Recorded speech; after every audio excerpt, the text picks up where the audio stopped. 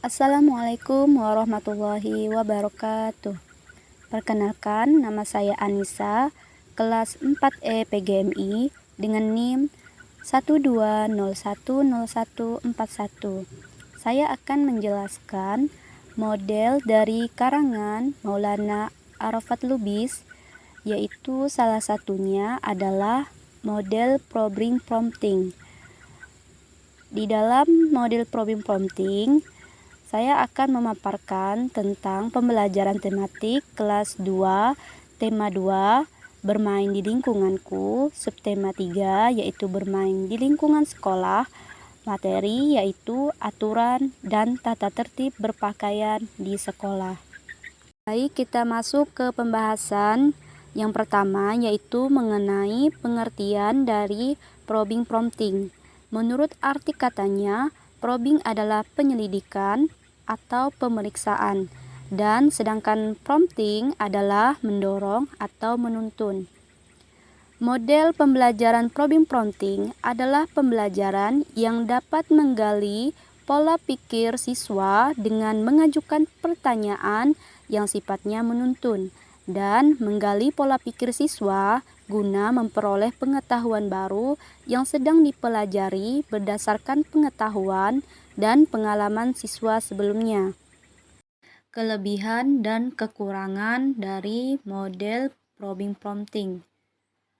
Untuk kelebihan model probing prompting, yang pertama yaitu mendorong siswa aktif berpikir. Yang kedua, memberi kesempatan kepada siswa untuk menanyakan hal-hal yang kurang jelas sehingga guru dapat menjelaskan kembali. Yang ketiga, perbedaan pendapat antara siswa dapat dikompromikan atau diarahkan pada suatu diskusi. Yang keempat, pertanyaan dapat menarik dan memusatkan perhatian siswa, sekalipun ketika itu siswa sedang ribut atau mengantuk, sehingga kembali tegar dan hilang kantuknya. Yang kelima, sebagai cara meninjau kembali atau mereview bahan pelajaran yang lampau. Dan yang terakhir, mengembangkan keberanian dan keterampilan siswa dalam menjawab dan mengemukakan pendapat. Sedangkan kekurangan dari model probing prompting yang pertama yaitu dalam jumlah siswa yang banyak, tidak mungkin cukup waktu untuk memberikan pertanyaan kepada tiap siswa. Yang kedua, siswa merasa takut, apalagi bila guru kurang dapat mendorong siswa untuk berani dengan menciptakan suasana yang tidak tegang, melainkan akrab. Yang ketiga, tidak mudah membuat pertanyaan yang sesuai dengan tingkat berpikir dan mudah dipahami siswa. Yang keempat, waktu sering banyak terbuang apabila siswa tidak dapat menjawab pertanyaan sampai 2 atau 3 orang. Sekarang kita masuk ke pembahasan yang terakhir, yaitu mengenai implementasi atau penerapan dari model probing prompting pada pembelajaran tematik kelas 2 tema 2 bermain di lingkunganku, subtema 3 yaitu bermain di lingkungan sekolah, materinya aturan dan tata tertib berpakaian di sekolah. Di dalam implementasi model probing prompting ini ada 3 langkah yang harus dilalui dalam menerapkan model probing prompting pada tematik ini. Yang pertama itu ada pendahuluan, dan yang kedua itu ada inti dari pembahasan nanti, terus ada penutup. Kita masuk ke bagian pendahuluan dulu, yang mana sebelum guru menerapkan model probing prompting, guru harus menyiapkan beberapa media pembelajaran seperti buku, PowerPoint, gambar, atau video yang berhubungan dengan materi bermain di lingkungan sekolah. Apa-apa saja langkah dalam pendahuluan ini? Yang pertama yaitu mengetahui kemampuan awal siswa. Pada fase ini, guru menanyakan materi yang sudah dipelajari siswa dengan mengaitkan materi yang akan dipelajari. Kemudian, guru menanyakan pertanyaan mengenai materi yang akan dibahas. Pada fase ini dapat dilakukan sebagai berikut.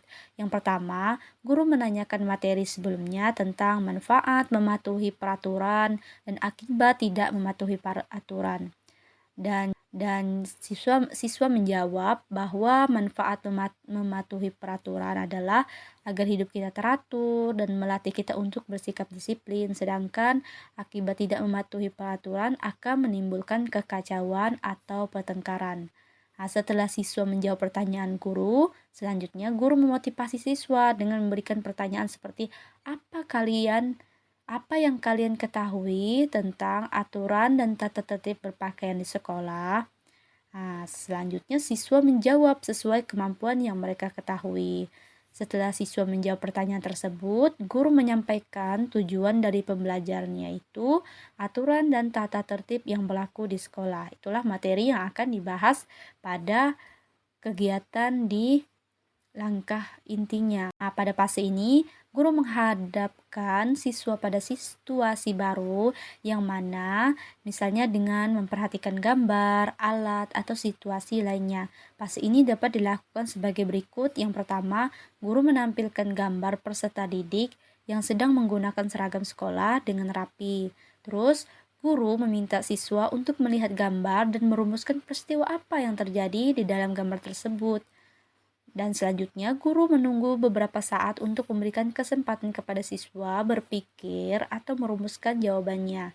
Setelah itu, siswa menjawab dari rumusan jawaban yang telah mereka dapatkan, yaitu Benny mengenakan seragam yang rapi dengan kaos kaki warna putih dan sepatu. Selanjutnya ke fase yang kedua, yang dimana penyajian pengetahuan. Di dalam penyajian pengetahuan ini, pada fase ini guru mengajukan pertanyaan sesuai dengan tujuan pembelajaran kepada seluruh siswa. Fase ini dapat dilakukan sebagai berikut. Yang pertama, guru memberikan pertanyaan seperti apa-apa saja tata tertib berpakaian yang berlaku di sekolah. Nah, terus untuk menjawab pertanyaan tersebut, guru membagi siswa menjadi beberapa kelompok untuk berdiskusi selama 15-20 menit. Nah, setelah itu pemberian feedback. Nah, di mana di sini fase ini guru memberikan umpan balik dari setiap jawaban siswa. Apabila jawaban ini diberikan benar, maka guru meminta tanggapan siswa lain untuk meyakinkan bahwa seluruh siswa terlibat dalam kegiatan pembelajaran. Dan apabila jawabannya kurang relevan, maka guru memberikan umpan balik dari jawaban tersebut. Fase ini dapat dilakukan sebagai berikut. Yang pertama, siswa menjawab bahwa kita harus menggunakan seragam lengkap dan rapi ke sekolah seperti pakai sepatu warna hitam, pakai kaos kaki, pakai rok di bawah lutut bagi perempuan dan menyisir rambut tidak melebihi daun telinga untuk laki-laki.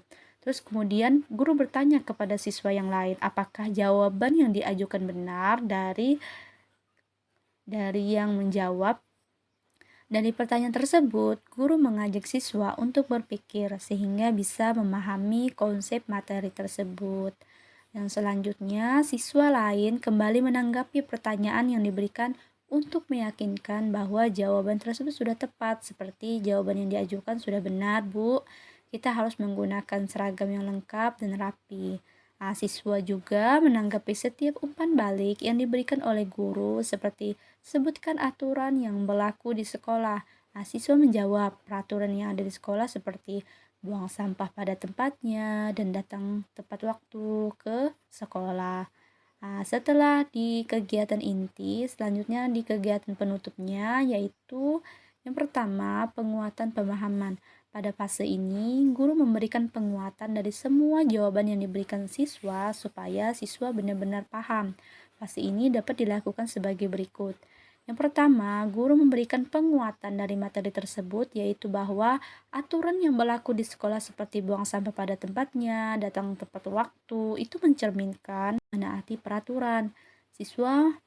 Selanjutnya yang kedua, siswa menyimpulkan materi pembelajaran yang telah dipelajari selama proses pembelajaran dengan menggunakan kalimat sendiri.